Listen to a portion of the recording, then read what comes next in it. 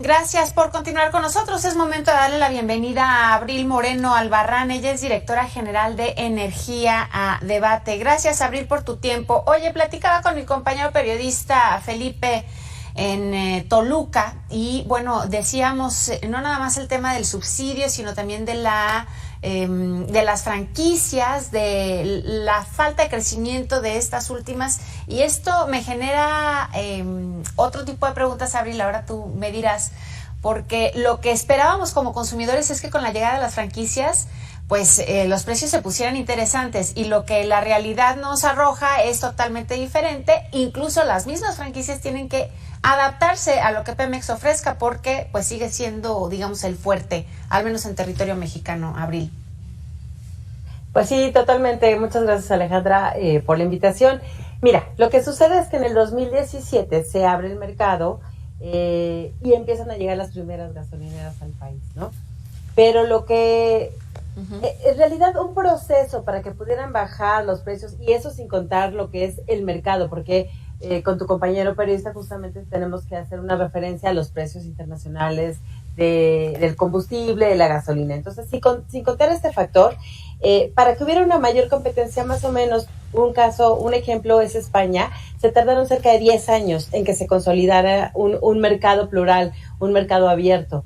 Y en México sucede que esto empezó en el 2017, empezaron a llegar las primeras estaciones, traían planes muy grandes de crecimiento, de tener 500, 600, 800 gasolineras, cada una de las grandes marcas, ¿no? Pero llega un nuevo gobierno en donde pues tratan de jalar y de regresar estas estaciones a petróleos mexicanos, ¿no? Porque obviamente muchos de los empresarios gasolineros se fueron cambiando de marca a las marcas privadas. Uh-huh. Entonces, cuando llega este gobierno, decide hacer lo contrario, y ahorita hay cerca de 13,500, de las cuales más del 53% son de petróleos mexicanos. ¿Por qué? Porque han, debido de políticas, de sanciones, de clausuras, es un poco de coerción, esa es la realidad, han venido regresando y retomando las gasolineras. Entonces, ¿qué sucedió? Que cuando llega este gobierno, se frenó el mercado. O sea, realmente ya esta planeación, hoy lo que intentaron hacer el sector gasolinero es conservarse, o sea, mantener por lo menos las gasolineras que tenían, tratar de hacer un crecimiento, pero ya no el crecimiento exponencial que estaban visualizando previo a que entrara este gobierno, ¿no? Eso es lo que ha sucedido. Entonces no tuvimos, nada más para redondear, no tuvimos esos 10 años, sí. Uh-huh. No los hemos alcanzado, y por lo que tú me comentas, pues digamos que vamos en retroceso, ¿no? Es decir, estos 10 años en un ambiente como el que se inició con la llegada de franquicias de otras partes del mundo, pues hubiéramos estado hablando de otra cosa, pero parece que vamos atrasados, por lo menos estos 6 años de gobierno, Abril. Bueno, pues es que no solamente del sector de hidrocarburos o de gasolina, ¿no? Realmente hemos tenido un freno muy fuerte en el sector energético, en materia tanto de energías renovables, en materia de gasolineras. Entonces sí hay un freno muy fuerte en este sexenio, definitivamente, sí lo hay.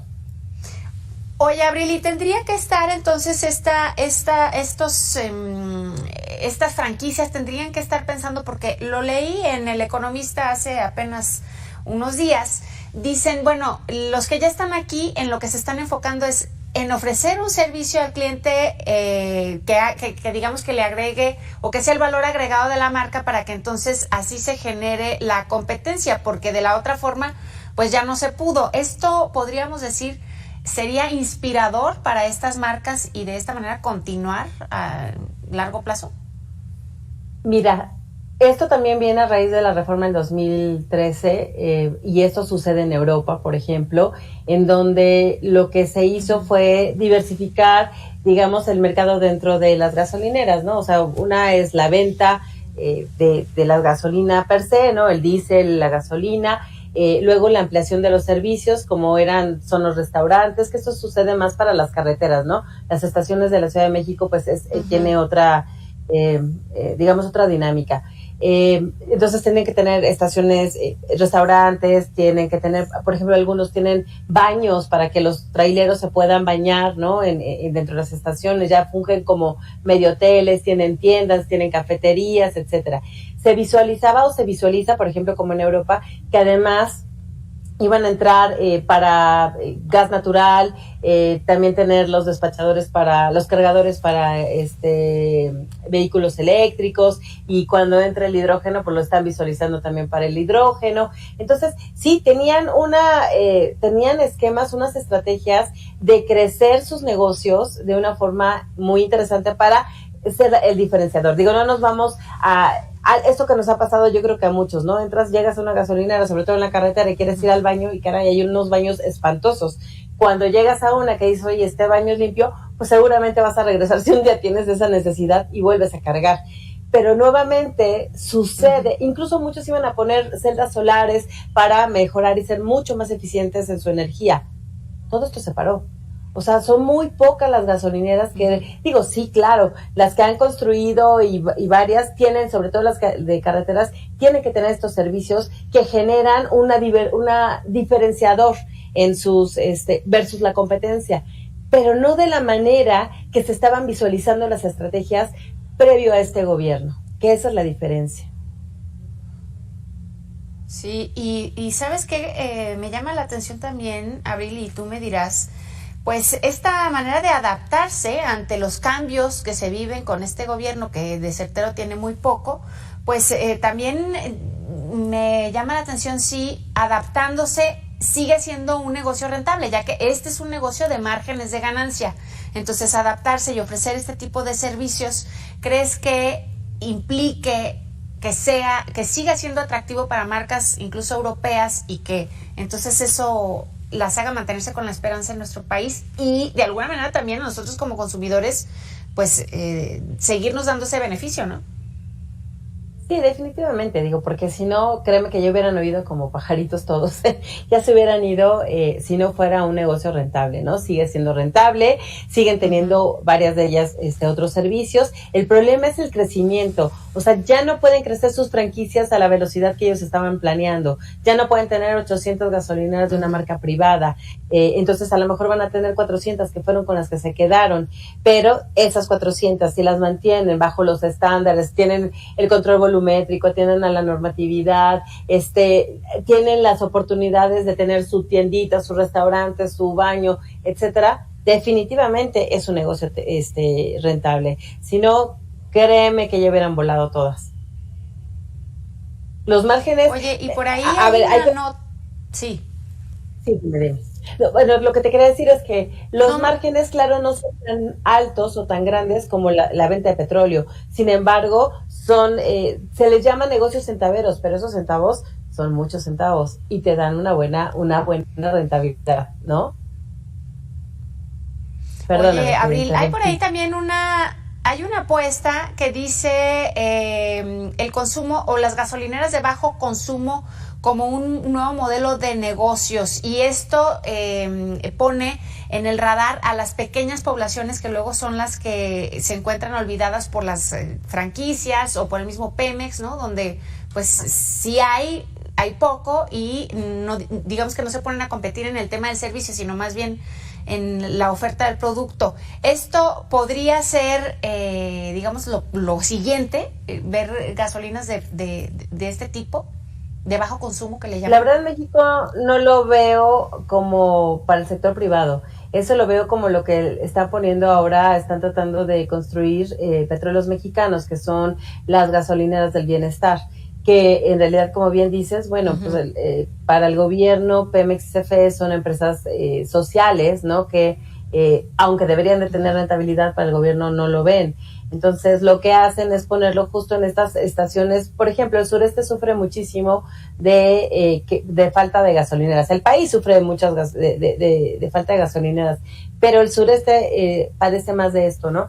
Entonces, lo que está haciendo Petróleos Mexicanos es empezar a poner una red de gasolineras que les llaman gasolineras de bienestar, que lo que no tengo muy claro es si van a tener los precios de mercado o los van a traer un poquito más bajos, más subsidiados, digamos.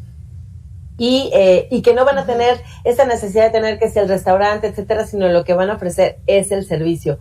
Pero como un privado, o sea, como una empresa privada, venir a tener una pequeña gasolinera que solamente sea por ofrecer servicio, a menos que sean de los mismos ejidos, por ejemplo, que los ejidos conformen y tengan su terreno y busquen el permiso con Petróleos Mexicanos y que entonces se les otorgue y sea dinero para la misma comunidad, para el servicio y los ingresos para la comunidad, para los ejidos. De otra forma no lo vería que una empresa mayor o una empresa internacional, incluso las mexicanas, pero con un objeto de rentabilidad, lo vayan a hacer en el país, ¿no?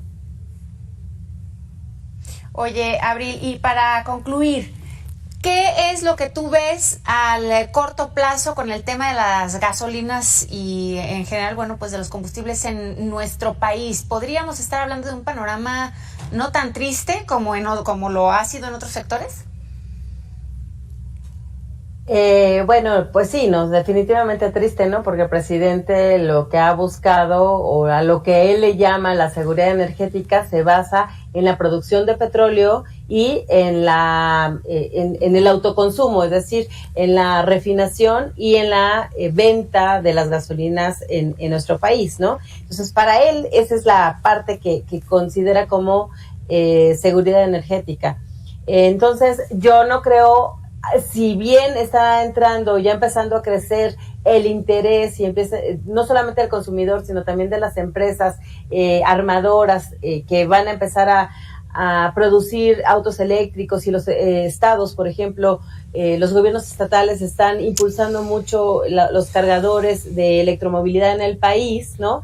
Sí viene una tendencia fuerte, pero todavía nos faltan muchos años. Yo sí creo que para que haya un cambio de sistema de combustibles en el parque vehicular, pues todavía le faltan posiblemente para que hagamos realmente una conversión, unos 15 años o quizás 20, ¿no? Entonces, vamos lento, somos un país que vamos lento en ese sentido, aunque haya mucho interés por la parte eléctrica y esperemos que pronto llegue la parte de hidrocarburos y también, de hidrógeno verde, pero también va a depender mucho de quién va a quedar en el gobierno en el 2024. Si va a seguir Morena o si va a entrar, digamos, el otro partido. Porque, digamos, con una candidata como Xóchitl, seguramente se van a impulsar más las energías de la electromovilidad, el hidrógeno verde en los automóviles, y a lo mejor la evolución va a ser un poco más rápida. Si nos quedamos con Morena, definitivamente, pues vamos para bastante más largo, ¿no? Sí, las cosas podrían cambiar de la noche a la mañana si se queda. Y si se va, también. Vamos a estar atentos a eso. Gracias, Abril Moreno, por tu tiempo. Espero platicar contigo más adelante, ya que tengamos un panorama más claro, por lo menos, de lo que sucederá al inicio de la siguiente administración. Y hasta que este caso lo invito, hacemos una pausa ya.